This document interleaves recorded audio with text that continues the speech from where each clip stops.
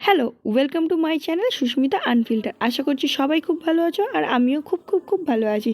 আজ আমি আর মা এসেছি গড়িয়াহাটে একটু শপিং করব বলে।